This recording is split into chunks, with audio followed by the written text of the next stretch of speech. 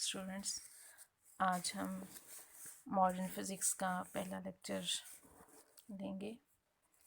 इसमें हम nature of light के बारे में पढ़ेंगे।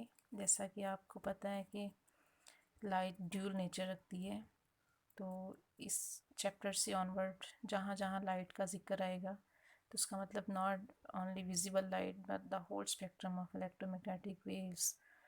उसका मतलब समझा जाएगा कि लाइट का मतलब विजिबल लाइट नहीं है। लाइट का वर्ड जहाँ इस्तेमाल होगा तो उसका मतलब ये है कि उसमें इंफ्रारेड लाइट भी शामिल है, विजिबल भी शामिल है और अल्ट्रावायलेट रेज भी सारी शामिल है। पूरा इलेक्ट्रोमैग्नेटिक स्पेक्ट्रम शामिल होगा। अब लाइट की वेव नेचर के बारे में आपने पढ़ा हुआ है इंटर में भी। उसमें डिफरेंट फिनोमेना है जो लाइट की वेव नेचर को साबित करते हैं, और इससे पहले हम यही समझते हैं कि लाइट की वेव नेचर होती है, जिसमें डबल स्लिट एक्सपेरिमेंट था, जिसमें इंटरफेरेंस फिनोमेना होता है, डायफ्रैक्शन ग्रेटिंग का एक्सपेरिमेंट है, पोलराइजेशन है, डॉपलर इफेक्ट है, रिफ्लेक्शन है, रिफ्रैक्शन है, ये बीट्स है। ये सारे फिनोमेना ऐसे हैं जो लाइट की वेव नेचर को कंफर्म करते हैं। इन सारे फिनोमेना से पता चलता है लाइट बिहेव्स एज वेव। लेकिन अब हमने देखनी है लाइट की इससे अपोजिट नेचर कि अगर हम बात करें कि लाइट जो है वो अगर पार्टिकल नेचर रखती है तो फिर वो कैसे साबित हो सकती है। तो उसमें इस चैप्टर में हमने पढ़ना है ब्लैक बॉडी रेडिएशन के बारे में। उसमें पहले हो गई थर्मल रेडिएशन और साथ उसके कैविटी रेडिएशन पढ़ेंगे, और फिर उसी को कंटिन्यू करते हुए डिफरेंट लॉज इसमें हम एक्सप्लेन करेंगे। प्लांक्स लॉ होगा, वेन्स लॉ होगा, रेले जीन्स लॉ है। फिर उसके बाद हम इसकी ग्रेनुअल नेचर, लाइट की ग्रेनुअल नेचर को कंफर्म करते हुए इसमें देखेंगे फोटोइलेक्ट्रिक इफेक्ट, फिर उसकी एक्सप्लेनेशन जो आइंस्टाइन ने दी थी, फिर कॉम्पटन इफेक्ट है, उसकी कॉम्पटन वेवलेंथ की डेरिवेशन है, वो इसमें इस चैप्टर में शामिल है। और ये दोनों फिनोमेना ऐसे हैं जो लाइट की ग्रेनुअल नेचर को प्रूव करते हैं। तो सबसे पहले हम देखेंगे कि थर्मल रेडिएशंस क्या हैं और कैविटी रेडिएशंस क्या हैं। The radiation emitted from a material due to temperature is called thermal radiation. नाम से पता चल रहा है थर्मल, हीट। थर्मल रेडिएशन जो हीट की वजह से प्रोड्यूस होती हैं, टेम्परेचर की वजह से। All material not only emit thermal radiation but also absorb such radiation from surrounding. The emission rate is larger than the absorption rate when the material is hotter than its surrounding. अगर environment cooler है, body hotter है, object material hotter है, तो फिर emission rate ज़्यादा होगा absorption rate से। Ideal radiator के बारे में, the material whose thermal radiation depend only on temperature and independent of shape and nature of material is called ideal radiator. The ideal radiator can be arranged in laboratory by making a small hole or cavity in a material such that walls are blackened. उसकी walls को black कर लिया जाए, उसके अंदर hole बना लिया जाए, एक cavity हो आपके पास, that is called black body. Cavity radiator. Cavity radiations, the radiation emitted from a material placed in a cavity of black body is called cavity radiation or black body radiation. Black body absorb all radiation that falls upon it and emit same time of radiation. तो इसलिए ideal black body जो होगा वो best radiator भी होगा, ideal radiator भी होगा, और इसी तरह से आइडियल अब्जॉर्बर भी होगा कि जो रेडिएशन उसने अब्जॉर्ब करनी है वही रेडिएशन उसने अमिट कर देनी है।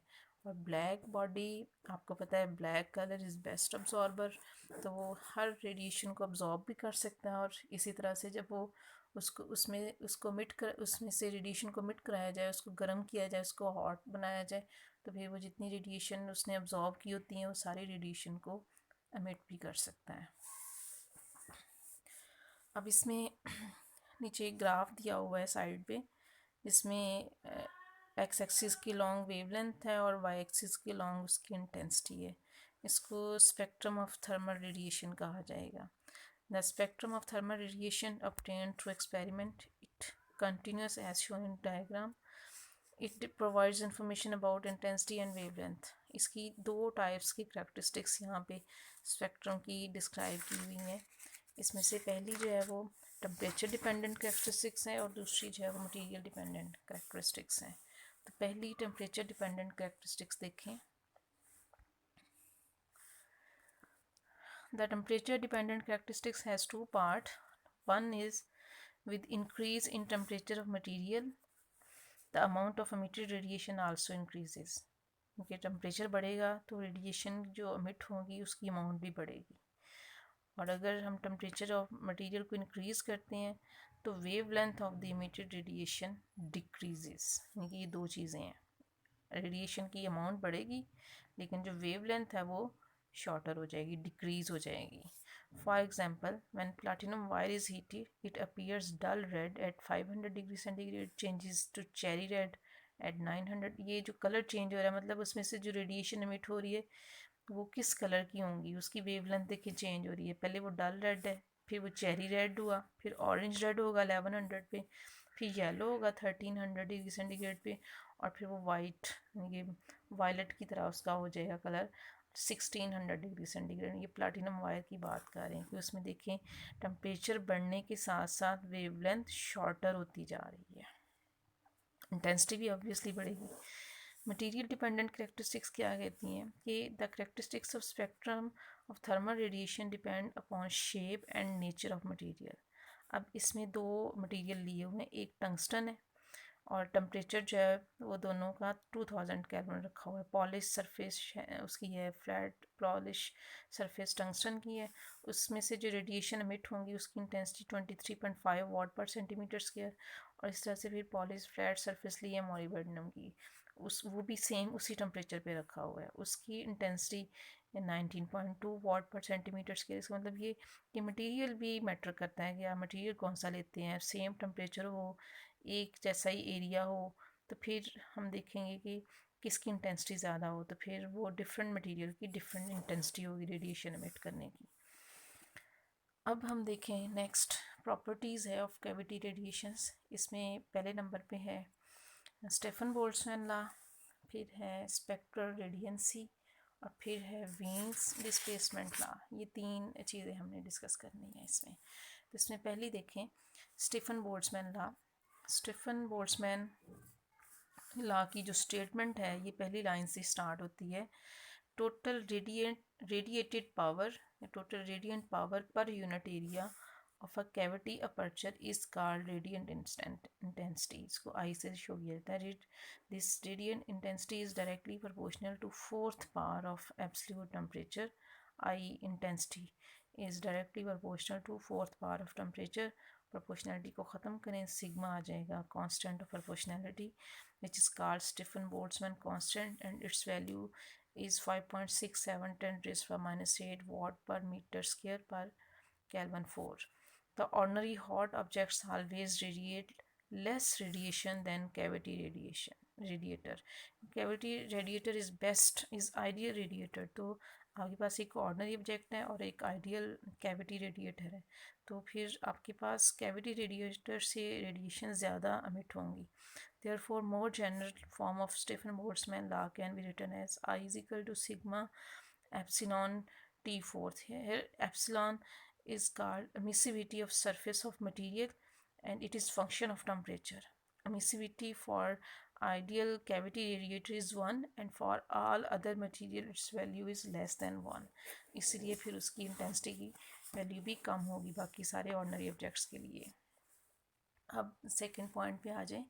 इसमें ये स्पेक्ट्रल रेडियंसी कर्व को ही हमने चेक करना है। इसकी स्पेक्ट्रल रेडियंसी हम कैसे कैलकुलेट करेंगे इंटेंसिटी कर्व की, उसके लिए ये वही ग्राफ है जो हमने स्टार्ट में देखा था। इसमें 4 डिफरेंट कर्व्स हैं जो 4 सिलेक्टेड टेम्परेचर्स पे ड्रा की हुई हैं, और जैसे जैसे टेम्परेचर बढ़ता है तो देखें आप 1 बाय 1 कर्व को। पहली कर्व जो है वो 1000 केल्विन पे, फिर 1260 पे, फिर 1450 पे, फिर 1850 केल्विन पे।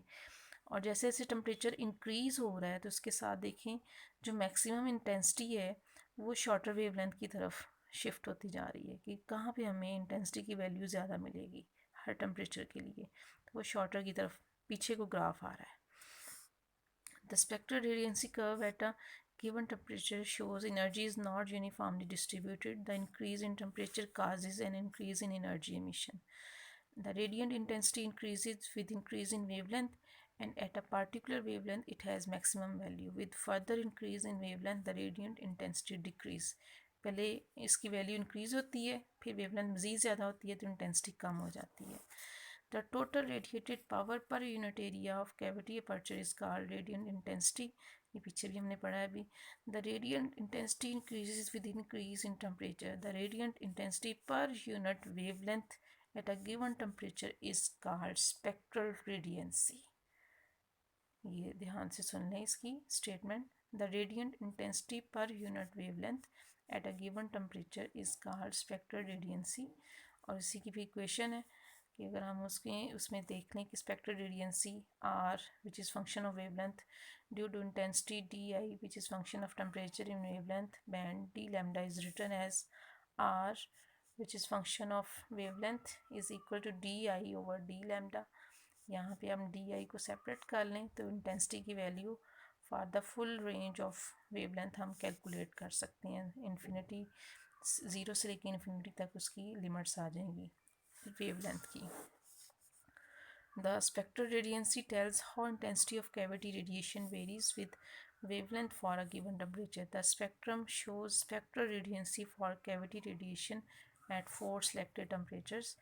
और इसी से फिर हम जैसे जैसे टेम्परेचर बढ़ता है तो टेम्परेचर इंक्रीज़ होने के साथ उसके अंडर एरिया भी बढ़ जाएगा, इसलिए उसकी इंटेंसिटी की वैल्यू भी इंक्रीज़ कर जाती है कि इसके अंडर एरिया इंक्रीज़ हो जाता है.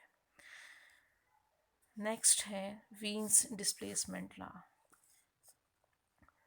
The spectral radiancy curve at given temperature shows that spectral radiancy has maximum value at a particular wavelength. जो ऊपर अभी जो ग्राफ हमने डिस्कस किया है इसमें कोई एक कर्व ले लें, एनी वन. अब उस कर्व को देखें, उसकी वैल्यू 0 से शुरू होती है, मैक्सिमम पे जाएगी, फिर डाउन होना शुरू हो जाती है. तो मैक्सिमम जहाँ पे पहुँचती हैं उसी के कॉरेस्पॉन्ड वेवलेंथ को आप नोट करें तो उस वेवलेंथ को हम लैम्डा मैक्सिमम कहेंगे कि जहाँ पे इंटेंसिटी मैक्सिमम होगी उस वेवलेंथ की value lambda maximum. The value of maximum wavelength of spectral radiancy curve decreases as temperature increase. अगर आप इन चारों कर्व्स में देखें कि आपके पास लैम्डा मैक्सिमम क्या है, तो हर दफ़ा हर कर्व में लैम्डा मैक्सिमम जो है जैसे जैसे टेम्परेचर बढ़ता है तो उसकी पोजीशन चेंज होकर शॉर्टर वेवलेंथ की तरफ चली जाएगी.